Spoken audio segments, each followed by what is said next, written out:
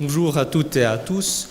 Donc, en tant que responsable pédagogique, on m'a demandé de contextualiser l'ensemble afin de, on va dire, le lecteur qui a un peu moins, qui a moins de connaissances concernant Auschwitz et l'ensemble, qui pourrait donc, avant de commencer à lire ce témoignage de Maurice Goldstein, de bien pouvoir se former l'idée de quoi on parle et de quelle période, de quel endroit et autres.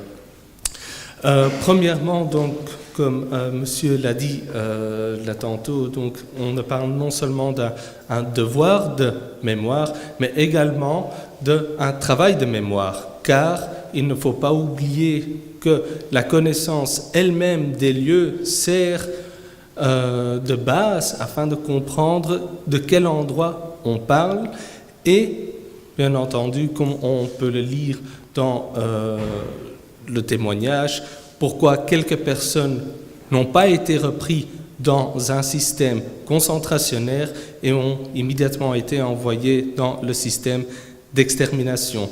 Ceci est donc cette contextualisation qui devait être faite où, bien entendu, la frontière entre la vie et la mort se présentait non pas dans le camp lui-même, mais en dehors à la rampe. C'est là où il faut commencer un pèlerinage, c'est là où il faut commencer une visite elle-même. Et pour terminer, donc, la première fois que j'ai participé avec la Fondation Auschwitz au voyage annuel, c'était en 2005. Il y avait encore plus que 5 rescapés. Cette année-ci, il n'y en avait plus qu'un. Donc on peut dire l'ère du témoin va bientôt se terminer.